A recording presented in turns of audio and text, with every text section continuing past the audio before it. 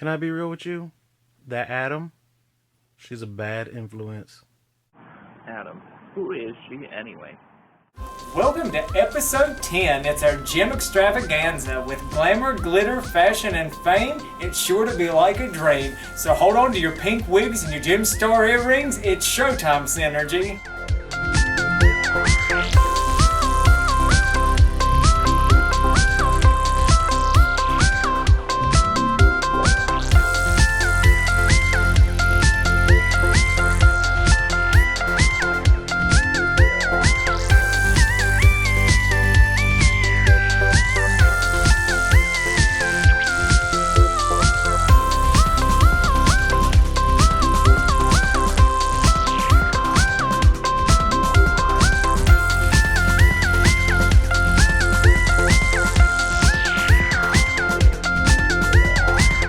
I hate liars and I hate deception, but girl, I love that top. Where did you get that and those pumps? Bitch, please. Let's say that the 8 gays watching the show religiously have no idea who Jem is. I shall now explain her to you in the way that only I can. We will now pretend this is Jerica Benton and not a mannequin I paid $20 for that dumped down the street that's already closed. Jerica here has a father, Emmett Benton, who is owner of Starlight Music. After his death, he leaves half of the company to Jerica and the other half to Eric Raymond. They both get into a fight the way that Eric is running the company, so they decide that whoever can produce the best band will own Starlight Music completely. Eric Raymond has the Misfits, Jerica's got nothing. Then Jerica gets a package in the mail containing the Gem Star earrings, which are transmitters to Synergy, a computer her father was working on that can cast holograms. So, her, Aja, Shayna, and Kimber put together Jem and the holograms. When Jerica touches her earrings and says Showtime Synergy, she turns into Jem. Not quite this bad, but you get the idea. So, Jem becomes the biggest pop star in the world. Her and the Misfits have it out constantly. They try to kill her, then they have duets together. There was Dolls. There was supposed to be a movie, but Hasbro axed it because of the sales of the Transformer and G.I. Joe movie. Nevertheless, she is a staple and 80s icon. I don't know how you don't know about her. Jerica loved Kimber about as much as Beyonce loved Solange. And today's hunk of the day is Ryan Guzman, who's set to play Rio Pacheco in the new Jem movie. I'd let him Rama my llama and Emmett my Benton. Pizzazz, you pushed that gargoyle off and tried to kill me, but I'm not going to call the police or get you in any kind of trouble again. And now an Integrity Doll review from our good friend Topher. Get it, girl. Hey Gem boys and girls, it's Topher. I am here today to do a quick review on Integrity's Stinger dolls. Even after so many months of them being released, I'm in complete awe that we even have them. They are the first ever released versions of these characters. So let's take a quick look. Alright, first up we have Riot. As far as male dolls go, he is pretty amazing. He's got an embroidered jacket, his guitar, his white chest-bearing shirt, tight black pants, boots, even his tassels. Next we have Minx wearing her black hat, black hoops, crop star top, which is like a leathery material, snakeskin pants, and some really serious boots there. You can see them. Facial screening, amazing. Riot, amazing. And then we have Rapture. They really got her outfit dead on. It's not easy to make a collar like that, especially to get it to stand up, I can only imagine.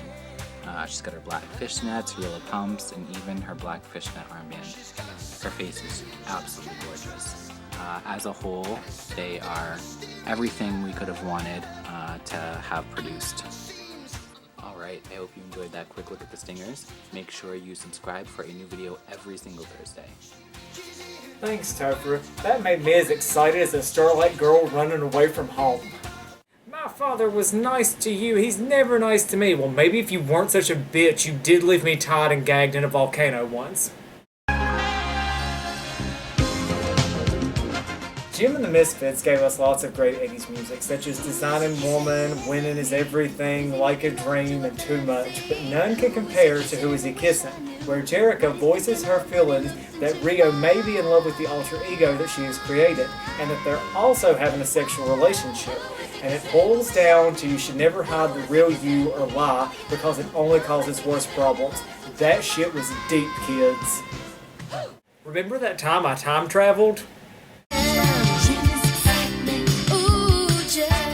Season 2 of Jem brought us Rhea, Jetta, the band's breaking up, Kimber's daddy issues, Jem owning a radio, the new Starlight girl Laura who got cracked out, thought her lunchbox turned into a pelican, award shows, a Halloween episode, explosions, but most importantly, it brought us episode 43, The Presidential Dilemma. The president invites Jem and the Holograms to Washington. While upon inspecting the stage, Jerica discovers that the president's security system is blocking Synergy's signal, so she has to have Synergy transported from LA to Washington. During this, there's a man named the Masked Marauder who's a prancing, giggling queen, and he's stealing national treasures. And the Misfits break into Congress and demand that they get a gig just like Jem and the Holograms and somehow bring their own music and pyrotechnics to Congress to perform Star Spangled Fantasy, which gets the Misfits thrown out of Congress. Then the Misfits discover the importance of Synergy while being dressed as maids. They report Synergy to the president's security team, which takes Synergy to the Pentagon to be dissected because they think Jem has smuggled in illegal equipment. While she's being disassembled, the Holograms race to the Pentagon, have enough time to perform Time Is Running Out while breaking into the Pentagon. Using the remaining energy left in Synergy, Jerica uses holograms of buffaloes, eagles, and redcoats to distract the president's security team, and yet nobody questions it even though they see them coming out of her earrings. The president steps in and says, "Stop treating my guests this way," and then he discusses Synergy with Jerica, who can't explain anything to him. While doing so, the Masked Marauder kidnaps the president, and somehow Jerica gets from the platform and stuck to the back of the Masked Marauder's truck.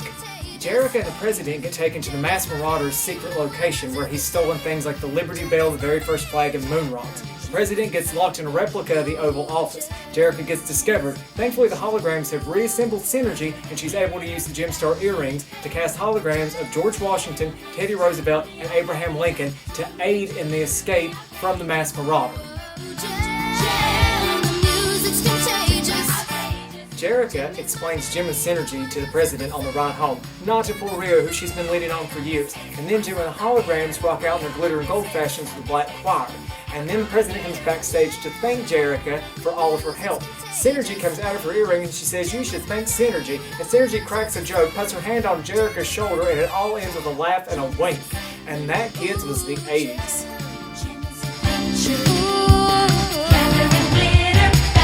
Jem commercials were always very descriptive, like, "Jem's got mesothelioma because she breathed in asbestos. Jem's got irritable bowel syndrome. She's got cramps and she's not been in days."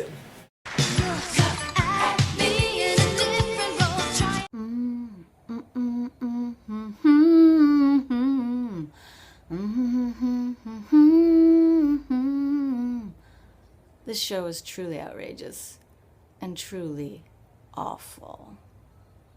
Hey Jem fans, it's Samantha Newark, the voice of Jem and Jerica from Jem and the Holograms. And Adam, the show, it's worse than the Misfits. Like, seriously. Well, that's all for episode 10 and season 1. We'll be back in 3 weeks with season 2, which means all new episodes.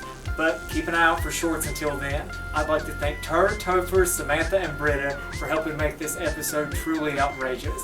Until next time, kids, bisexual. Show's over, Synergy.